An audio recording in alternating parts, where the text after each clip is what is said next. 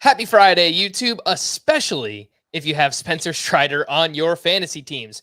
We'll get to him, but before we do, please help us out by liking the video and subscribing to the channel if you haven't already. Kokomo Friday is up next.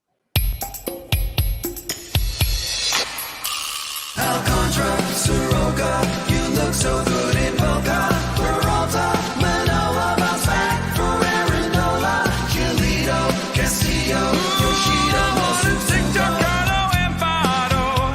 Value so high, but ADP so low. Frank Love's tips I'm kinda Joe. Now let's get on with the show.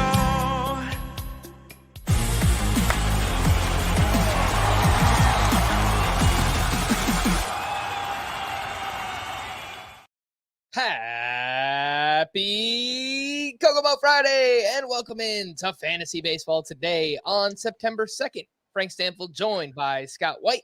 Today on the show, is Spencer Strider in SP1 next year? Let's talk about it. More prospects are on the way. We've got two-star pitchers, sleeper hitters for week 23, and much more. But let's jump in. Oh my goodness gracious!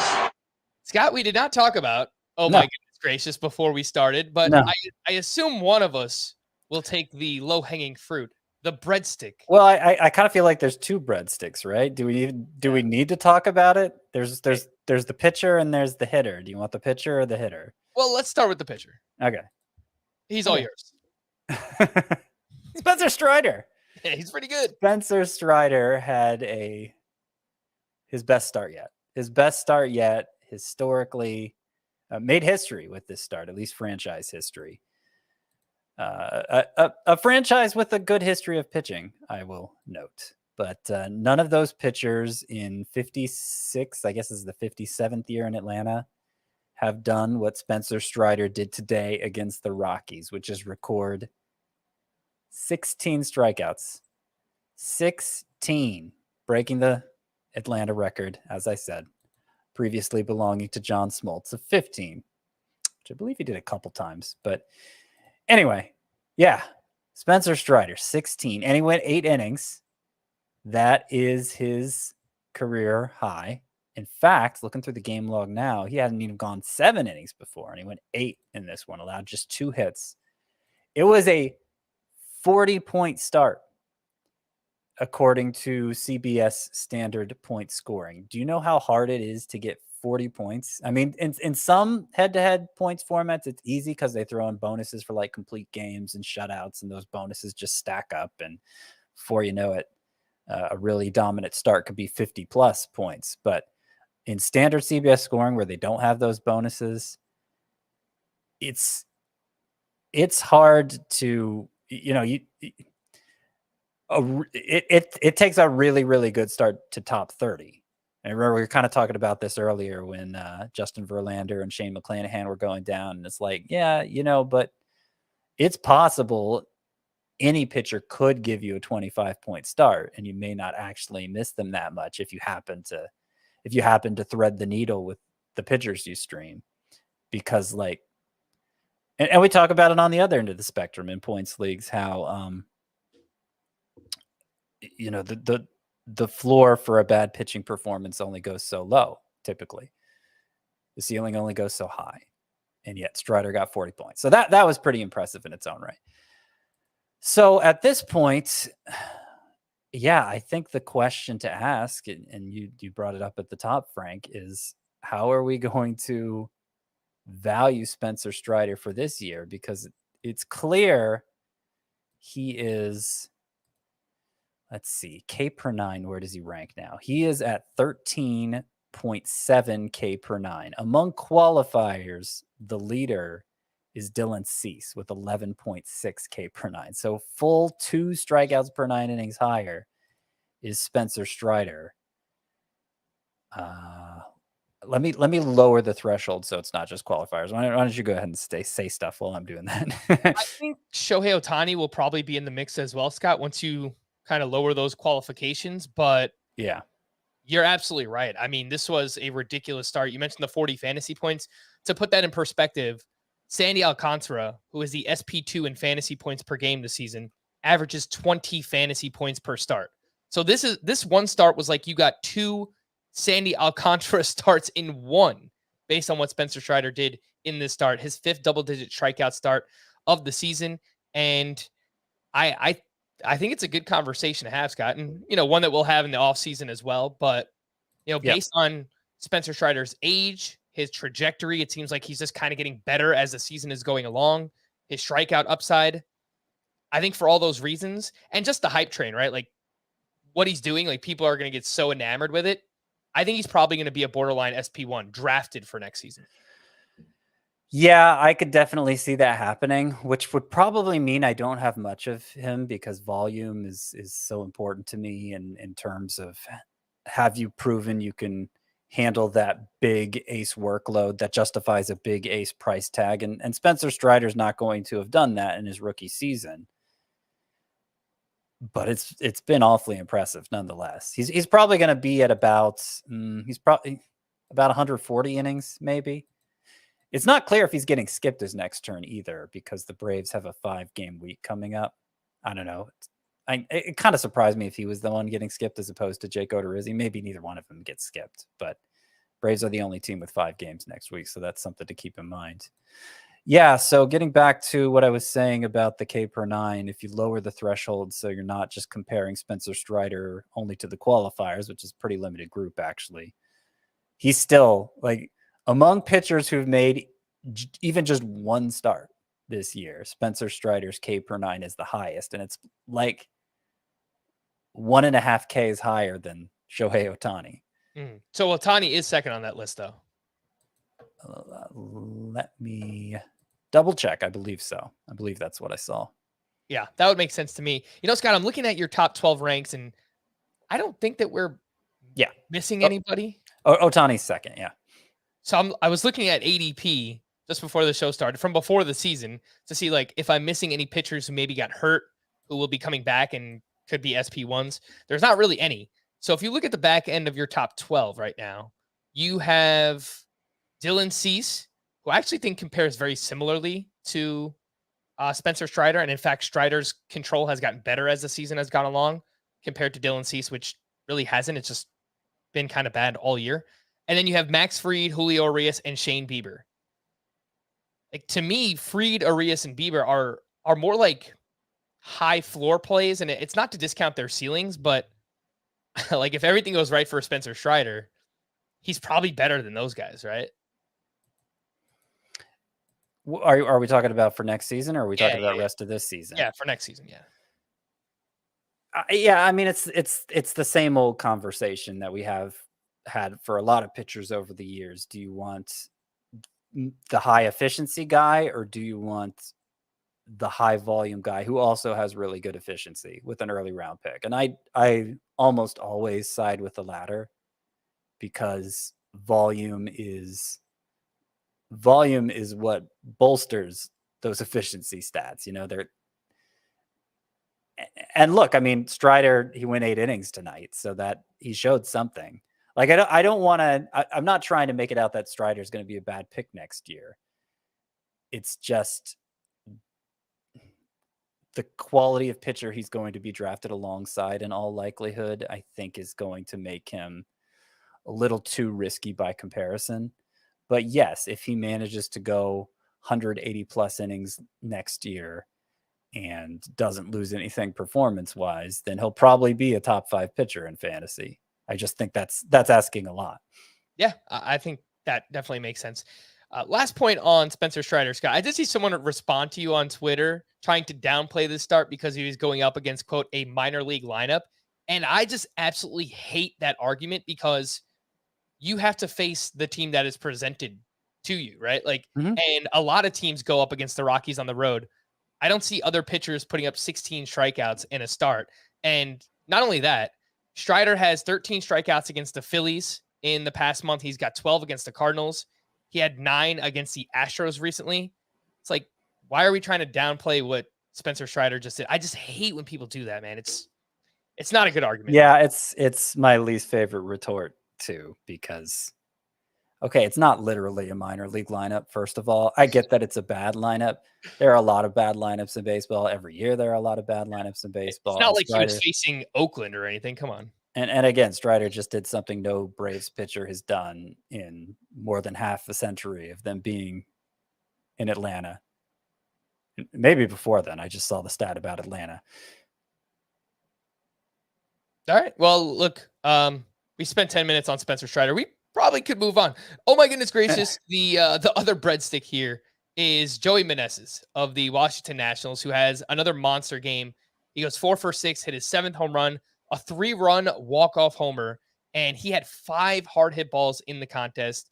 He's now batting .354 with an OPS over 1,000. He's 31% rostered. He's got 7 road games next week, Scott. We were talking beforehand. You said, you know, the matchups aren't great. You know, they're not terrible, but he does have that, you know, he does have that volume. He's got 7 games next week. So if nothing else, he does have that. How are you handling Joey Meneses? First base, outfield eligibility. Is he a must add for next week? Well, I mean, probably can't call him a must add for next week necessarily.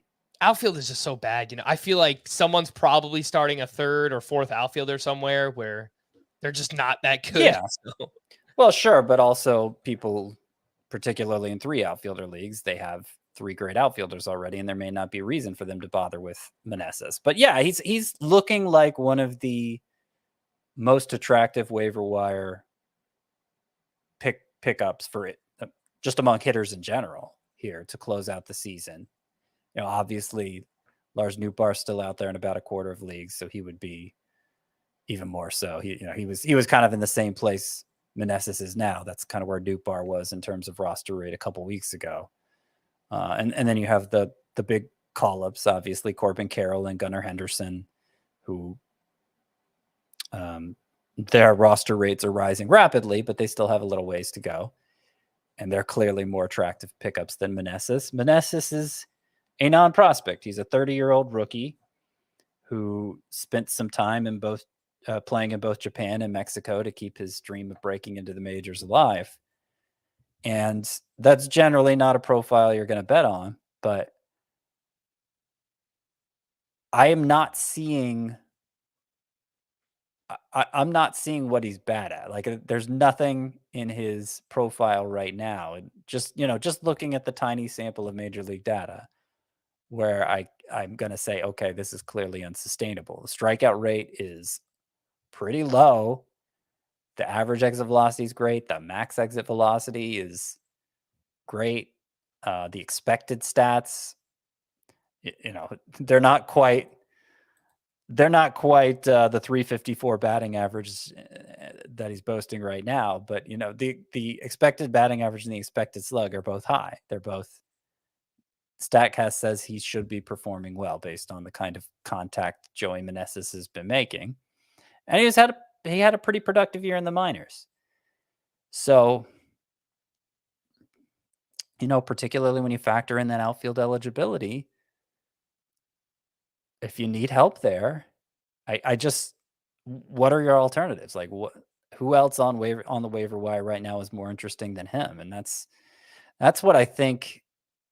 That's why I think these conversations sometimes are simpler than we make them out to be. Because sure, I can tell you it's unlikely Joey Meneses is going to be this good for long, but who on the waiver wire can I say is going to be good for long? That's the nature of the waiver wire. There are not good players on there. Yeah, no, I think it's a fair point, Scott. And look, for a lot of the players we recommend, I think if you have a need in the outfield or any position for that matter that we're talking about, you pick up a hot hand and you see where it goes. I mean, especially at this point in the season, we're not really weighing rest of season upside or anything. We're literally riding the hot hand and we're taking a look at matchups. So Joey Meneses, you'd be hard pressed to find another hitter who's hotter than him right now on the waiver wire outside of maybe a Lars Nootbaar. So I think you just kind of pick him up if you need outfield or corner infield help, and let's just see where it goes. But for all the reasons you mentioned, hitting the ball hard, not striking out, he looks like a really, really good ad right now. And I think, more of a philosophical question this time of year, Scott. I think you could be a little bit more liberal with your drops, right? So Someone like Ketel Marte, I was just looking at what he's done recently, which is next to nothing. A lot of head-to-head playoff matchups are starting next week. And, if you're not comfortable starting Ketel Marte because he's not giving you much, yeah, like why wouldn't you just drop him for someone like Joey Meneses or Whit Merrifield is still 91% rostered and he's basically sitting every other game. Like, sure, yeah, drop him for Joey Meneses. Yeah, no, I would say so. In fact, I had an article, it was a couple weeks ago, and maybe some of the information is outdated by now, but it was basically just a list of highly rostered players that I'm comfortable dropping, and it included both Ketel Marte and Whit Merrifield on it. I mean, Ketel Marte, at this point, he's batting .251. He's hit 10 home runs, 750 OPS. I mean, yeah. What are you waiting for him to do at this point? It's September.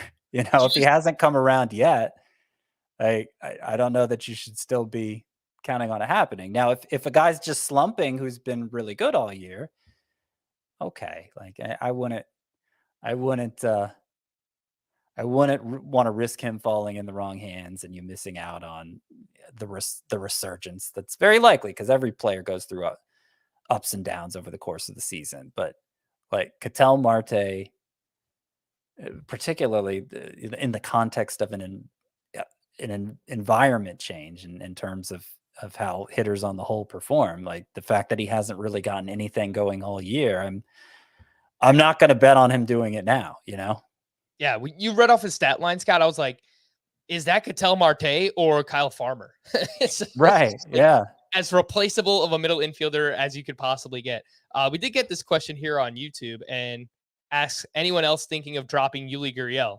I mean, that's another one.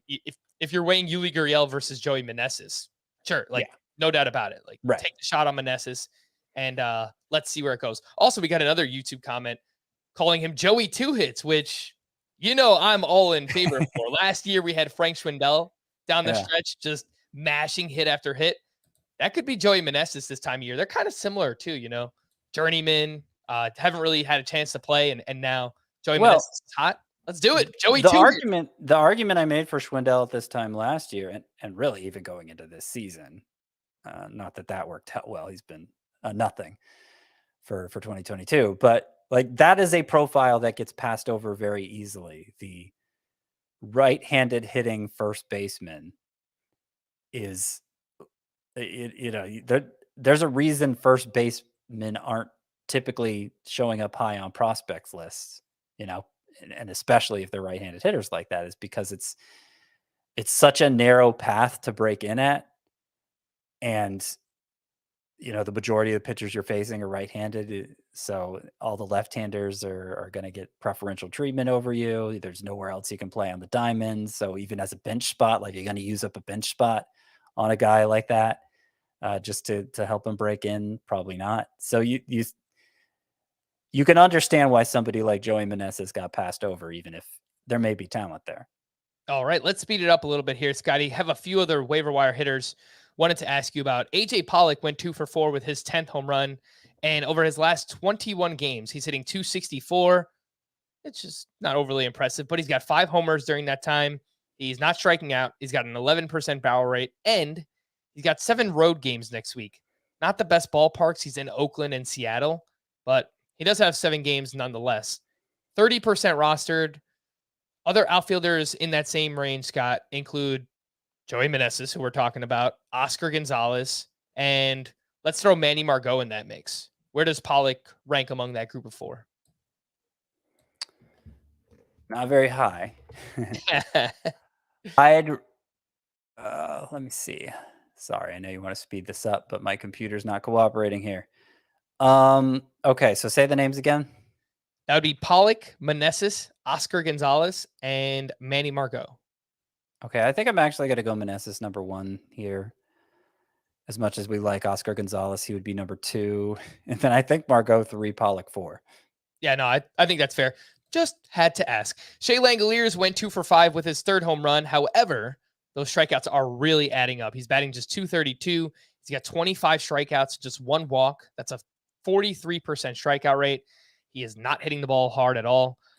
When he does hit the ball, he's popping a few home runs here and there. 32% rostered. Does that number need to be higher, Scott, for Shea Langoliers? Not really. I don't know exactly the percentage of 2-catcher leagues on our site. He should probably be rostered in the vast majority of 2-catcher leagues, but virtually no 1-catcher leagues. Mm-hmm. I have the podcast points league. Actually, I've just been streaming catcher all year. It's been a mess. I've got Shea Langoliers right now, which in a points league, that is not his preferred format, considering how much he strikes out. So I don't know. Hopefully I can find someone better for the playoffs next week. 2 middle infielders in deeper leagues. Scotty, I know you like Michael Massey. He's been sitting every 4th game or so. I don't think it has anything to do with like the service time, trying to keep the rookie eligibility, because he's been up for a while already. Yeah. So maybe they're just legitimately sitting him against a lefty every now and then. But he goes 3 for 3 with a double here on Thursday. He's batting .281, still hitting the ball hard, putting the ball in the air a lot, 50%. That's probably too much for a middle infielder because we're not really seeing much power come. But the barrel rate looks really good at 17%. He's 17% rostered. That's Michael Massey. And I know it's gross. I just got to ask. Elvis Andrus went 2 for 4 with a run and an RBI. In 12 games since joining the White Sox, he's hitting .271 with a homer, a steal, and he's led off 2 straight games. He's got those 7 road games next week. It's got Michael Massey, Elvis Andrus in deeper leagues for a middle infielder. Yeah, I do like Michael Massey. It hasn't worked out so far. I agree they're a little beyond the point where they can control his service time or control his at-bats to help him retain rookie eligibility for next year. He's like 40 away already from that being no longer a factor. I think the main reason he's been sitting with some regularity is just because the performance hasn't been enough to keep him in the lineup. Like if he were to get hot, I think we'd see Massey play close to every day. Mm-hmm. And going 3 for 3, I mean, that's a nice start. But you mentioned the lack of home runs. I think that may change. And I know I've mentioned this before for Michael Massey, but you know, the high exit velocity and everything. His X slug, according to StatCast, is 525. His actual slug is only 404. Wow. So there is definite room for improvement there if he keeps making the kind of contact he's making. Mm-hmm. I did want to look at the expected home runs by ballpark right now. And yeah, I mean, basically everywhere else he would have more than 1 home run so far. Does he have more than 1 homer? I think he only has 1 so far. I think so. Yeah, 1 homer. So, I mean, even if he played in Texas, he would have 7. So that's pretty interesting for Michael Massey. So we'll see in deeper leagues where you need a middle infielder. I still do like him quite a bit myself. Let's take a look at one waiver wire pitcher. Not much action going here on Thursday. Kyle Bradish, really strong start once again at the Cleveland Guardians. He goes 7 shutout, 2 hits, 3 walks, 5 strikeouts in this one, only 9 swinging strikes. But he has now thrown 15 scoreless innings over his last 2 starts. And the overall numbers, Scott, still don't look great. I know we've talked about Bradish, and he has a little bit of intrigue. He's 9% rostered. Looks like he might line up for 2 starts. You could tell me if I'm wrong on that, but CBS has him going up against the Blue Jays and the Red Sox, which I don't really love. Yeah, I believe he is not actually in line for 2 starts. Because I think CBS is confused because there's a doubleheader for the Orioles Monday. So that's often a point of confusion. I just have Jordan Lyles here going twice for the Orioles. And Bradish, even though he's coming off back-to-back scoreless starts here, remember the first of those starts, he threw his slider 51% of the time. And, okay, maybe he's figured something out here. That slider use was back down to 35% in this one. So he didn't stick with it. And 5 strikeouts in 7 innings. That's nothing to be impressed with. I would not be that eager to pick up Kyle Bradish. Yeah, I mean, I think if there's anything we've learned this week, you probably should play it a little bit safe when it comes to streaming certain starting pitchers. And we saw that with Eduardo Rodriguez on Thursday as well, because he was up against the Seattle Mariners, which typically is not a terrible matchup, but he gave up 6 runs over 4 innings pitched. 5 of them were earned. All right, whoop-de-doo. Doesn't matter. Scott, we got another one where we just kind of got duped. I don't think that we were Well, over the moon for no. Eduardo Rodriguez, but He was definitely he was my 10th sleeper pitcher for this week because I had 10 sleeper pitcher spots to fill. And I do think I said something like that. So not totally taking the blame for this one. But yeah, the most discouraging sign, I think, for Eduardo Rodriguez coming back from that long absence, which started out as an injury, but then became more for personal reasons. His swinging strike rate across these 3 starts is 4%. It is really hard that's terrible to have a swinging strike rate of 4%. It's actually a little below 4%. I'm rounding up. So, yeah, it would take a really favorable matchup for me to recommend him. However, begrudgingly, again. It looks like he's at the Angels next week, so I don't have him among my. Is he against the Angels? I don't. You tell me. He is against the Angels. But the thing is, I'm a little bit more weary of the Angels matchup now that Trout is back. Ohtani's been hitting well, so I don't think they're still an okay matchup, but it's not nearly as good as it was, 2 or 3 weeks ago. Right. Yeah. No, I wouldn't. I had a really hard time filling out my 10 sleeper pitchers list for this upcoming week, but I did not include Eduardo Rodriguez on it. All right. Let's go to one other pitcher here. Clayton Kershaw made his return. He was at the New York Mets, and he had a pretty rough first inning, but then really settled down. Wound up going 5 innings, 1 hit, 1 run allowed, 3 walks with 6 strikeouts, 13 swinging strikes on 74 pitches, which is a great swinging strike rate, frankly, against a pretty good Mets lineup. And he had 8 of those on the slider. The pitch mix looked fine. The velocity looked fine. And whenever Kershaw has pitched this year, Scott, he's still been really good. 2.59 ERA, over a strikeout per inning, just 18 walks and 16 starts. The question is, are you okay starting him next week at home against the San Francisco Giants? Yeah. Yeah, I'm okay with that.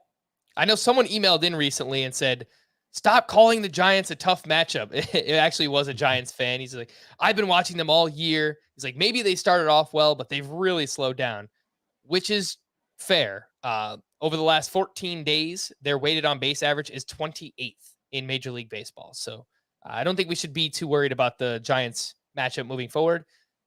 Get Clayton Kershaw back in your lineups. Scott, we have a bunch more prospects on the way, and we will start with, of course, the Yankees. I don't know what to expect, but we'll talk about it. Oswald Peraza. That's going to be real fun for broadcasters. They have an Oswald and an Oswaldo now on the team between Peraza and Cabrera, so that should be fun. But Peraza was a much higher rated prospect. He's top 75, top 70-ish prospect overall in Major League Baseball. And this season in the minors was hitting 259 with 19 homers, 33 steals, a 777 OPS. And I know he got off to a terrible start, Scott, the first 2 months. But since the start of June, he's batting something like 300, I think even over 300. So 13% rostered, 7 home games next week for Oswald Peraza. How are you handling his promotion? All right, so I'll give you an exact stat line here. Okay. Since June 25th.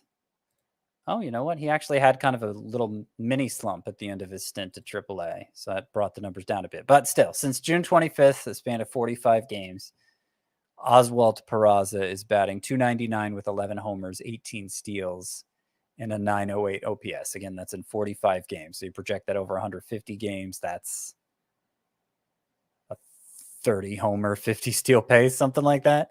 Yeah. So yeah, he's had a really good half season at AAA, and he's not they have an even higher end shortstop prospect in their system, Anthony Volpe, who is so he's like a more disciplined hitter than Oswald Peraza, I would say, among other things.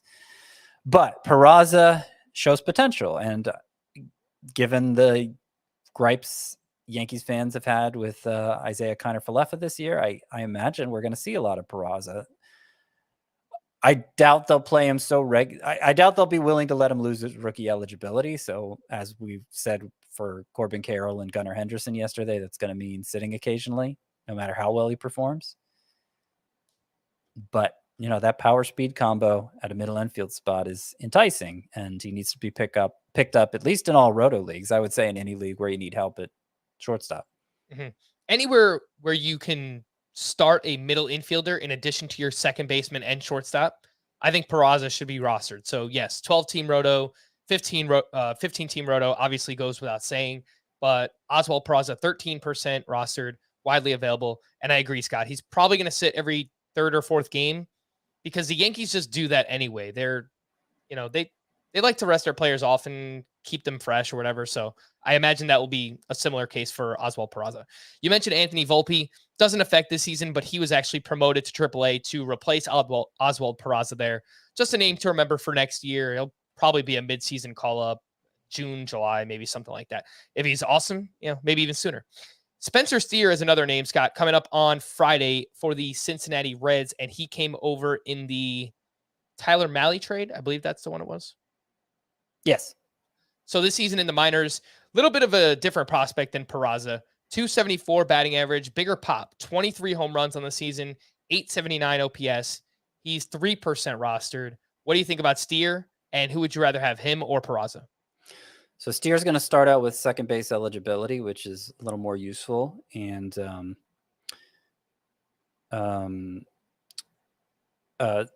Trent Rosencrantz, who is one of the Reds beat writers, I believe for The Athletic, he told me over Twitter that he thought Spencer Steer was going to play every day. He might pick up eligibility at third base. That's where they have the clearest need. They've been starting Kyle Farmer there. So maybe maybe Ketel Marte still is a better option than Kyle Farmer because of that. I would say the power production, and Steer's been one of the pop-up prospects this year. Nobody thought much of him prior to this year. The numbers certainly stand out, but the home run output might be a little misleading. He's a little, I know this is a convenient comparison because they're in the same organization now, but Steer kind of reminds me of Jonathan India, where he has some pretty good on base skills. He's versatile on the infield. And he manages to maximize his middling power by pulling the ball in the air well. And so hopefully he can continue to do that. Obviously, he's going to the most homer-friendly park in the majors. That helps his chances. I would say he's less of a priority than Oswald Peraza. He's just not the same caliber of prospect, but he's definitely somebody to keep an eye on. All right. Spencer Steer again. Esteury Ruiz was called up by the Brewers on Thursday. He's an outfield prospect. He's the one that stole all the bases in the minors this season, but he didn't start in the game, so I just don't think he's going to play much for the Brewers. The other name, Grayson Rodriguez, made his first rehab start at high A. He's been out since June with a lat injury. He only recorded 4 outs. He gave up a hit, 2 walks, and a strikeout. Just a name to throw on your scout team for now. Maybe if he builds up, he can make 2 or 3 starts towards the end of the season, especially if the Orioles need the help. So we'll pay attention to him. Ken Waldichuk made his debut, Scotty, and he did flash that strikeout upside, but the control was definitely an issue. He went 4 2/3, 1 run allowed, 4 walks to 6 strikeouts. He had 15 swinging strikes, and he distributed those swinging strikes pretty evenly. I like that. 7 on the fastball, 5 on the changeup, 3 on the slider, and he's 20% rostered, widely available. The problem for next week, he's at home against the Atlanta Braves. Right.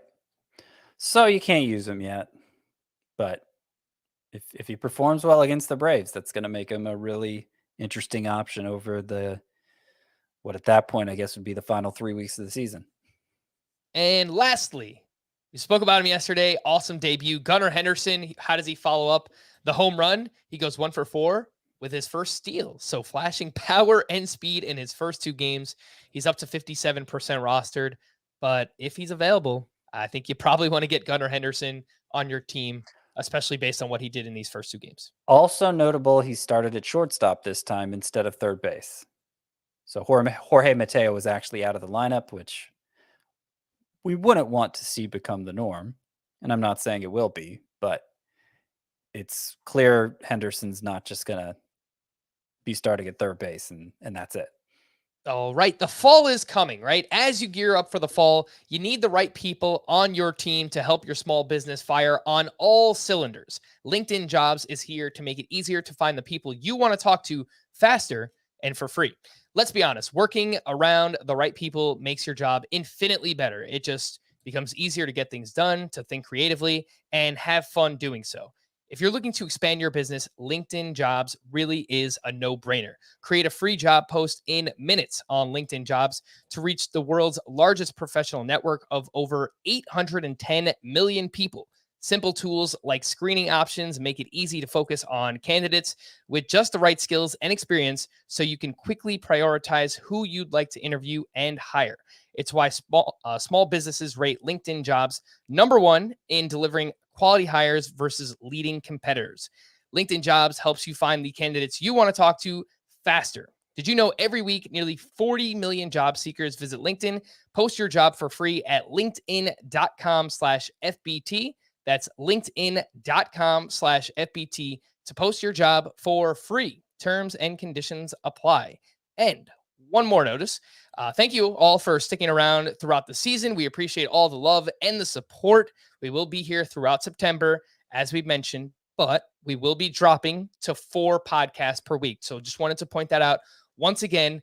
Not that you wake up on Monday morning and you're looking for FBT, which we do appreciate, but it won't be there because we're going to be 4 times per week moving forward. And for next week in particular, we'll have a podcast in your feed Tuesday through Friday because of Labor Day weekend. But then after that, we'll let you know which day we'll take off each week, but 4 podcasts per week for the month of September throughout the rest of the regular season. Let's take a break, and we will be back right after this. Ink Master is back with an all-new host. Welcome to the Ink Master shop. I've been sitting at home judging this competition for 13 seasons. Legendary fan favorite artists return for another chance at the title. You guys ready to meet the new judges? Ryan Ashley, Ami James, and Nico Hurtado. Oh my God. It feels like a new style. But that is not all. Ink Master, exclusively on Paramount Plus. The news and notes. We don't have much going on, but we do have some stuff to tell you. Tony Gonsolin's forearm strain isn't progressing as quickly as the Dodgers hoped. He'll go for an MRI on Friday, and it appears that probably wasn't a phantom IL stint. So rough timing, lots of injuries, and hopefully we can help you get through it with our Week 23 sleepers coming up soon. Christian Yelich left Thursday's game with neck discomfort. Anthony Rizzo could miss the entire weekend series with that back injury. Believe he's going to see a specialist, and I guess he'll get some kind of further diagnosis based on whatever they tell him. But it's been a rough go in the past couple of months. He's missed a good amount of time with this back injury. That is Anthony Rizzo. Luis Robert left the White Sox and flew home to witness the birth of his child. He has missed the previous 5 games due to a sore left wrist. Eloy Jimenez left Thursday's game due to right leg soreness. This is the 3rd time in 7 days that he's dealt with a leg issue. And, Scott, with everything on the line, I think it would be pretty hard to trust Eloy Jimenez just in a weekly lineup league, right? I mean, he's been in and out of the lineup. I think he's been pretty good when he's played. Probably want to see more power from him, but I don't think he's right. I mean, this leg issue has been an issue for a while now, so I don't know. I don't think I would trust him if I play in a weekly lineup league. Well, he's been in the lineup a lot lately. Missed game here and there, I guess. I don't know. I mean, in 3 outfielder leagues, I would say he's less than must start. But in 5 outfielder leagues, he's probably still have to start him. And even in 3 outfielder leagues, you'd at least have to weigh your options. Carlos Carrasco will return on Sunday to start against the Nationals. And what does that mean for David Peterson? He probably will go bye-bye, but at least David Peterson will get to start on Friday against the Nationals. So if you started him in weekly lineup leagues, it looks like you will get at least 1 start out of him, which is good news, obviously. Nathan Eovaldi threw recently, but isn't progressing as quickly as the team had hoped. Tanner Houck was shut down from throwing on Thursday, and manager Alex Cora isn't sure that Houck will return by the end of this season. So that sounds like it's still going to be Garrett Whitlock, and they've been Company. mixing in Matt Barnes. So Yeah, Matt Barnes, John Schreiber's gotten a save now and then. It's one of the messier bullpen situations. I would say Jimmy Herget, who we talked about yesterday for the Angels, like I would prefer him over what's going on in the Red Sox bullpen if I'm looking for saves specifically. Yeah, and the Red Sox really aren't winning many games either. So I guess that's another reason to avoid that bullpen. The Mets announced that their catcher prospect Francisco Alvarez has been diagnosed with a loose body in his right ankle, but won't need surgery to address it. So some good news there. Week 23 preview, Scotty. Lot riding on this. Head-to-head playoff time. It's the final month of the season for those in Roto category leagues.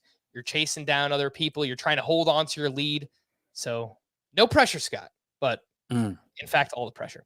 The schedule for next week is pretty spread out. We have one team with 5 games, the Atlanta Braves. I was looking at their team, Scott. I mean, even though there's only 5 games, I don't really see who you can bench, right? Because all of their hitters are pretty awesome. So I think I just leave my Braves in. Yeah, I think so. Maybe William Contreras. Maybe, play but every day. Yeah, are you going to pick up a second catcher and start him over William Contreras in a 1-catcher league? If it's a 2-catcher league, obviously you want to be sitting William Contreras. So I just think, if you're in a position to start somebody like Robbie Grossman or Eddie Rosario, which is a pretty bad position to be in, then sit them. But the rest of the lineup, I think must start. I am starting Robbie Grossman in a 15-team Roto league with 5 outfielders. Doesn't feel great, but gross. Starting Grossman. He hasn't been so bad. 20 teams with 6 games next week. We have 7 teams with 7 games, and then 2 teams with 8 games, the Brewers and the Giants. Starter sit these fringy 2-star pitchers for next week. We've got Martin Perez at the Astros and at home against the Blue Jays. So I don't think he's must start. We talked about it yesterday. But I do think every head-to-head points league you would start him. And even in Roto leagues, I'd lean yes. It just depends what my ERA whip situation was like. If I had a little bit of cushion in those categories or if I didn't. Joe Ryan at the Yankees and versus the Cleveland Guardians. Lean yes on him too. Jesus Luzardo, tough matchups at the Phillies and at home against the Mets. Also lean yes on him.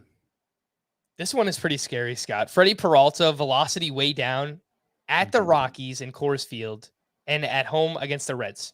That one, not so bad. Right. That would be... I think you could start Freddie Peralta in any format in a 2-start week, but obviously there is a little bit of danger there. So it's a questionable one, but in most circumstances, I do think I would start him. Jameson Taillon at home against the Twins and the Rays. I will say points league only. And lastly, Marco Gonzalez against the White Sox and the Braves. Nah, I don't think so. I want to do it. I mean, in a points league, if you're desperate for volume, I guess you could, but I want it. Don't do it.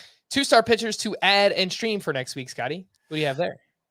Well, before I get to that, I do want to mention Zach Wheeler and Jack Flaherty both are, as of now, expected to come off the IL and start their team's first game next week, which would make each of them a 2-star pitcher for next week.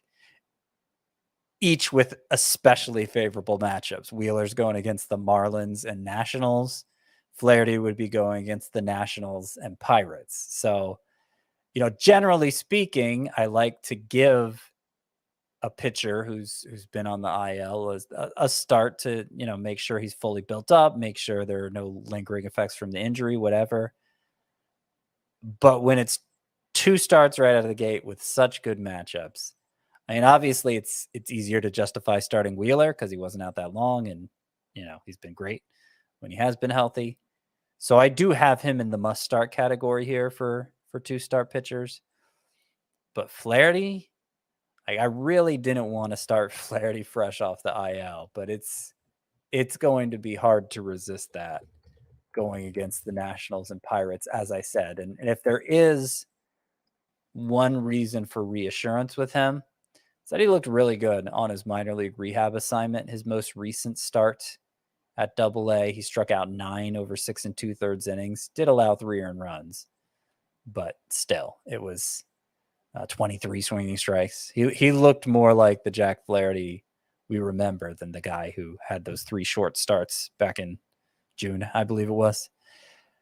So anyway, want to point that out. Okay. Johnny Cueto's going against the Mariners and A's this week.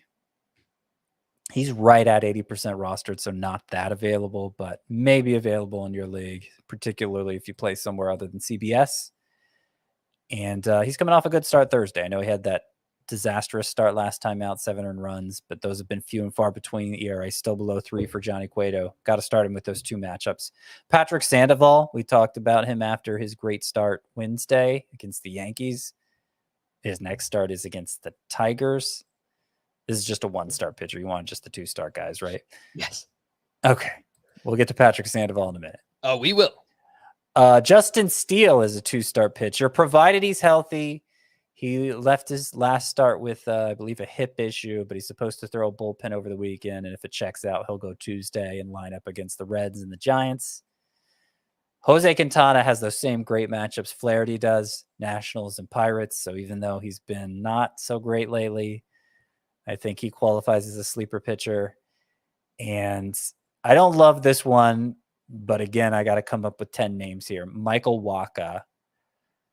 He's been okay recently. He gets the Rays and Orioles, which are 2 pretty good matchups, especially since that Orioles matchup is at Baltimore. So I would probably only do that in points leagues. And obviously just if I had a needed starting pitcher. But you could do worse than Michael Wacha.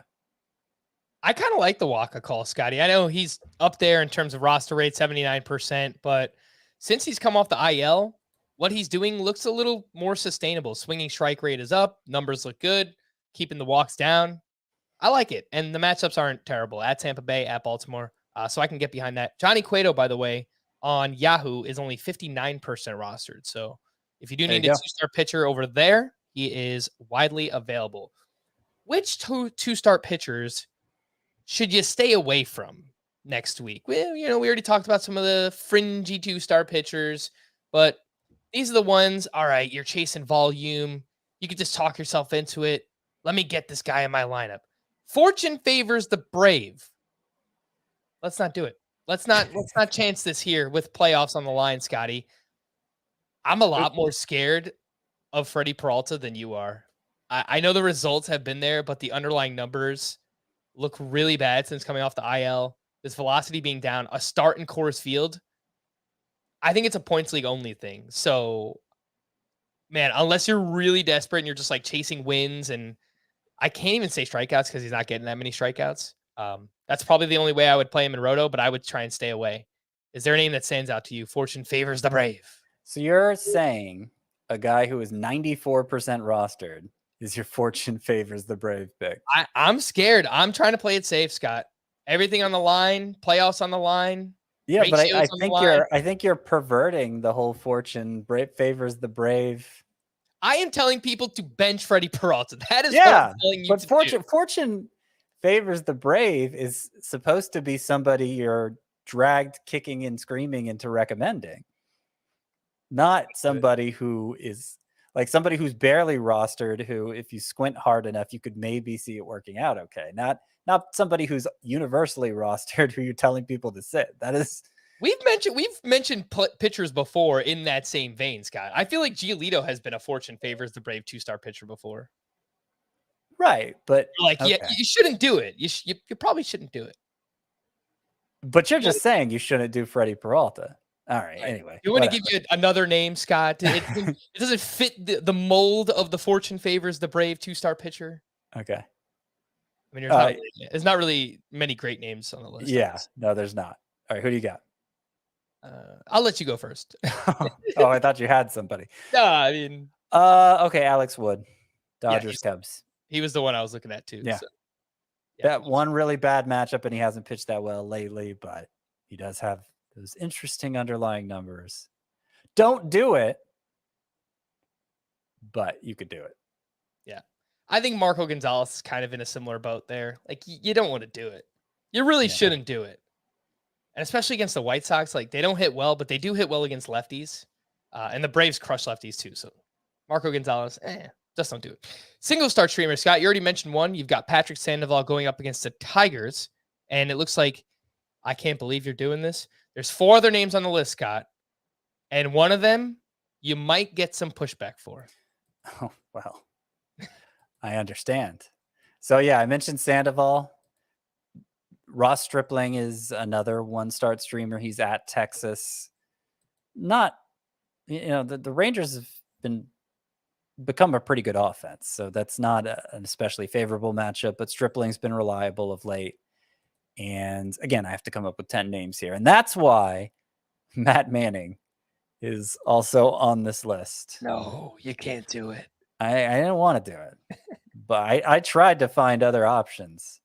But he is at Kansas City. I believe his upcoming start Kansas City. His bad start was in Kansas City, right? His bad start was against the Mariners. Okay, so he has a start coming up this weekend against Kansas City, and then the following start will also be against the Royals. So if his start goes well over the weekend, then maybe you can feel a little more confident about recommending him here. But yeah, I don't feel great about it. It's one of those situations where you just have to have a recommendation, and hopefully you don't have to do it. Hopefully you don't have to follow that one. Jake Odorizzi at Seattle, I have on here. Again, if I wasn't wild about the Manning one, I'm not going to be wild about these other two. Jose Suarez against the Tigers is the last one. Obviously a really good matchup, but a 5-inning pitcher with control issues. I can only get that excited about it. All right, let's move over to the hitters, the best hitter matchups for next week. We've got the Brewers, the Cardinals, the Blue Jays, the Red Sox, and the Guardians. The worst hitter matchups, the A's, Marlins, Rangers, Braves, and the Padres. With that being said, Scotty, some sleeper hitters for next week. So Lars Nootbaar, have to talk about him again.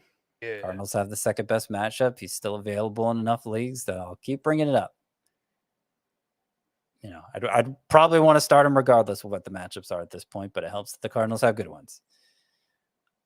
Also,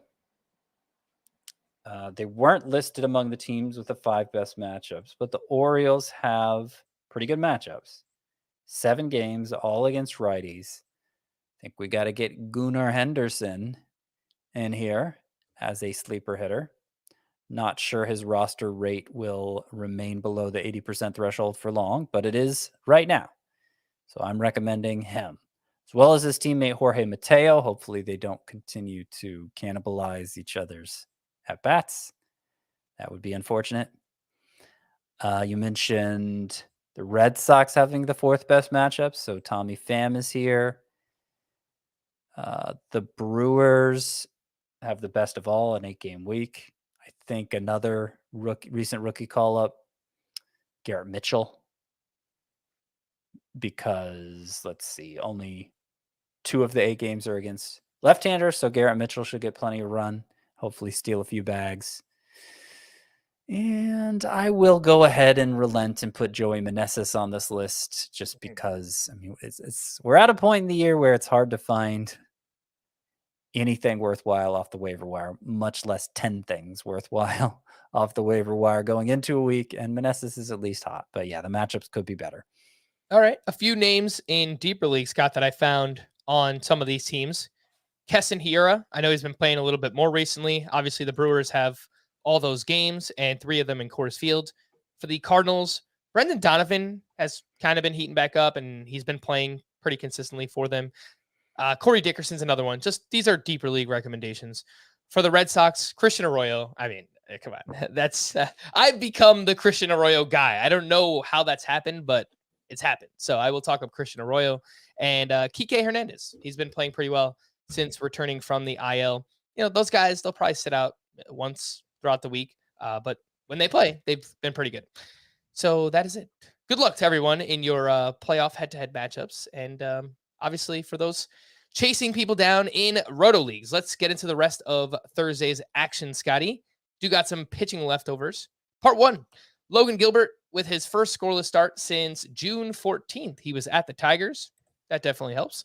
He goes 6 shutout with 9 strikeouts, 17 swinging strikes in that one. Drops the ERA down to 3.35. Johnny Cueto, we mentioned as a sleeper pitcher. Solid start against the Royals. He went 5 1/3, 1 run allowed, 5 strikeouts there. And then Chris Bassett posted a quality start up against the Dodgers. He goes 6 innings, 2 runs, 4 strikeouts allowed, and his ERA now 3.32 on the season. And it looks like he's at the Pirates next week. So fantastic matchup for Chris Bassett. Scott, anything you'd like to add on those 3? Bassett, Cueto, Gilbert. Yeah, Gilbert had begun to concern me, and I had actually moved him down quite a bit in the rankings. His previous 5 starts, a 6.75 ERA, but even worse, 5.1 K per 9 in that 5-start stretch.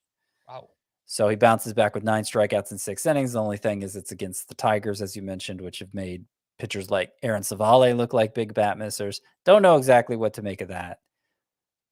Whether Logan Gilbert can reverse this trend of fading and this is the start of it or not. I'm not sure at this point. Otherwise, what were you going to say? I was going to say Gilbert's going up against the White Sox next week. And Pretty good matchup. Yeah. Yeah. I know they've struggled against right-handed pitching this year, so I Look, think I'm okay You with would that one. definitely start him over Matt Manning. Okay. Yes, I would. Definitely. Yes.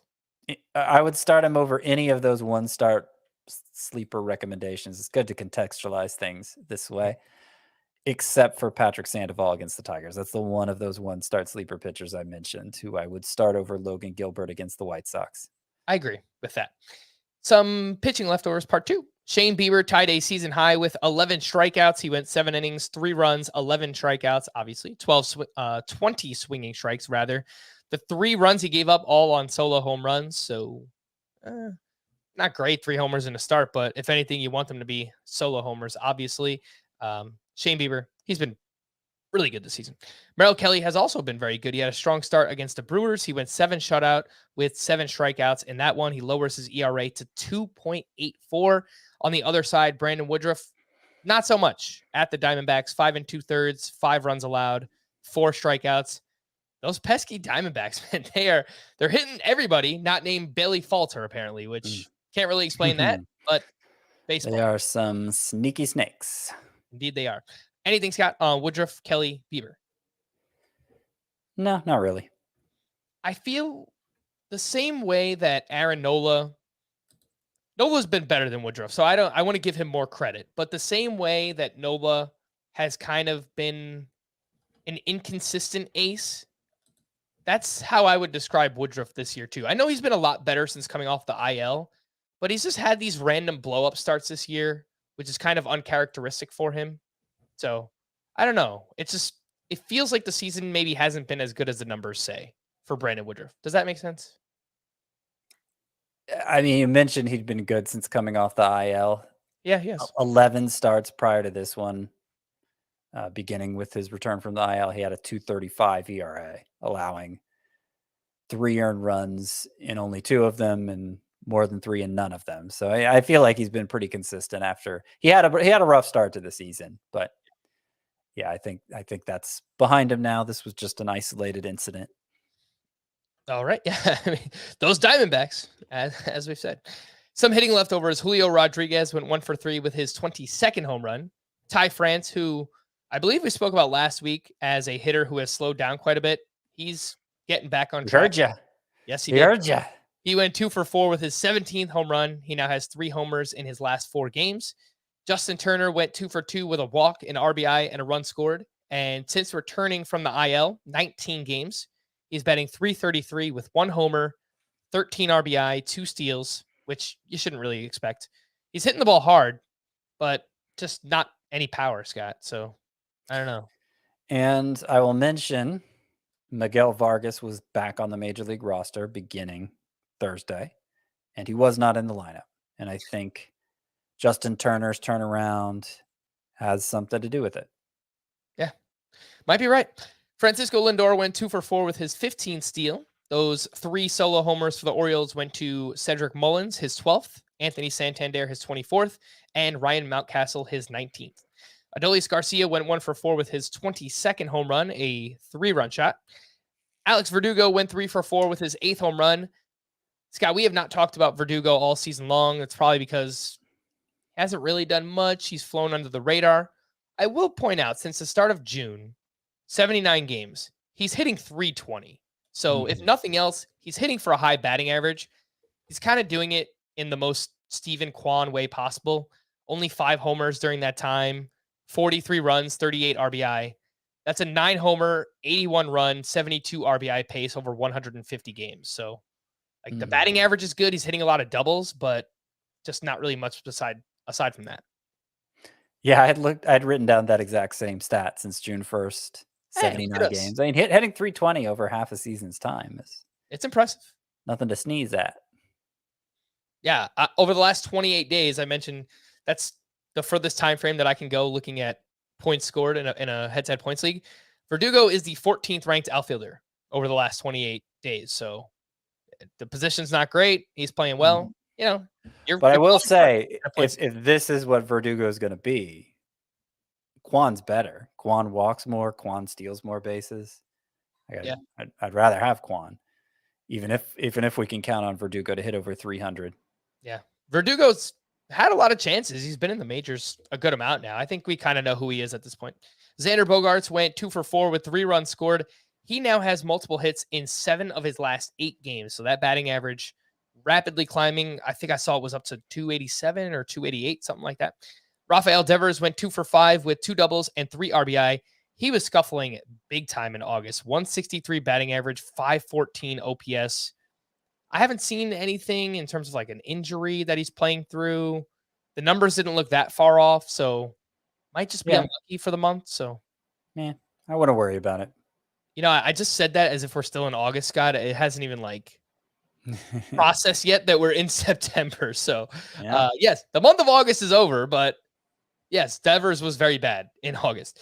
Christian Walker hit his 31st home run, which I believe is a career high pretty easily. He probably actually already had a career high, but I heard it on the broadcast, so I'll mention it. I believe his previous high was 29. Okay. Hey, awesome season for Christian Walker. The call to the bullpen, some updates here. For the Oakland A's, AJ Puck entered in the 8th inning with a 1-run lead, 2 outs, and a runner on second base. He then gave up a game-tying single, and the A's would eventually lose in extra innings. For the Mets, Edwin Diaz entered in the 8th inning. They had a 3-run lead. He was facing the heart of the Dodgers lineup, 3, 4, and 5. He did give up a run. Adam Ottavino then came in for the 9th, and he picked up his 3rd save of the season. This is kind of interesting because Ottavino has gotten 3 of the Mets' past 4 saves now, and twice. Once I think just Diaz was unavailable, but twice Diaz worked the 8th and Ottavino the 9th. So it seems like Buck Showalter's changing his approach there in a way that's not so beneficial for fantasy. It's almost like Buck Showalter is approaching these games already as if it's the postseason, right? Like he's just putting in his best reliever when he needs him most, which we've seen from other teams. But I mean, Edwin Diaz is such a lockdown closer. We just wouldn't imagine him being used in that way. But these games mean a lot. I mean, the Braves are right on the Mets' heels. So I want to say just prior to his ousting in Baltimore, Buck Showalter made a high-profile mistake with his closer, Zach Britton, not using him in a crucial spot in a playoff game. So maybe he's still haunted by that. I don't know. Yeah, no, I remember it very vividly. I think they went into extra innings and he just never used Britton. He was waiting until they got the lead and then they just never got it. So it wouldn't surprise me if he's kind of learned from that. For the Orioles, Felix Bautista walked 1 but struck out 2 for his 11th save. For the Rangers, a real rough night for Jonathan Hernandez. He entered with a 3-run lead. He recorded just 1 out. He gave up 4 runs on 4 hits and 3 walks. He took the loss. And if you play in a CBS points league and you have Jonathan Hernandez, minus 14.5 fantasy points on the night. Yikes. Not great, Bob. For the Braves, Kenley Jansen tossed a clean ninth for his 31st save. Streamer, Scott. Playoff matchups, people need help. And I know you hate this segment, but we need to help them. So let's suck it up. Yeah, I hate this segment because I wonder if it actually does more harm than good, but that's fine. Let's do it. Look, some of the questions that people ask me on Twitter, I'm desperate. I need to stream this person. Yeah. I mean, it's a lot of the names that we talk about. Are you desperate though? I don't know. We'll see. Let's do it. Friday, we've got, I'm not even going to say Kyle Freeland. Don't play him. JP Sears at the Orioles, Dean Kramer versus the A's, Daniel Lynch at the Tigers, Domingo Germán at the Rays, and David Peterson versus the Nationals. I like Peterson against the Nationals. If you're really stretching it, Kramer against the A's and Lynch against the Tigers are doable. Mm-hmm. And I would rank them in that order: Peterson, Kramer, Lynch. On Saturday, we've got Brian Bayo versus the Rangers, Nick Lodolo versus the Rockies, Austin Voth versus the A's, Drew Smyly at the Cardinals, Aaron Savali versus the Mariners, and Jake Odorizzi versus the Marlins.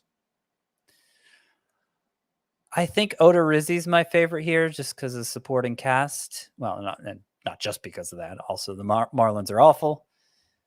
Austin Voth against the A's is okay. And, well, Nick Lodolo against the Rockies. You know what? That's my favorite. Nick Lodolo against the Rockies in Cincinnati, followed by Odorizzi against the Marlins, followed by Voth against the A's. On Sunday, we have Roansy Contreras versus the Blue Jays, Spencer Watkins versus the A's, Matt Manning versus the Royals, and Jason Alexander at the Diamondbacks. So, yeah, how rough was it filling out the sleeper pitchers list for next week?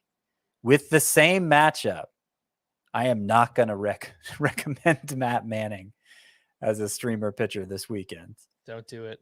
Yeah, I would say Friday and Saturday is much better for streamers. If you're really desperate on Sunday, I don't hate Spencer Watkins against the A's. I mean, there's more reward for Matt Manning than there is for Spencer Watkins. But yeah, more risk too. All right, we're going to wrap there. For Scott, I am Frank. Thank you all for listening and watching Fantasy Baseball today. We'll be back again on Tuesday. Bye-bye.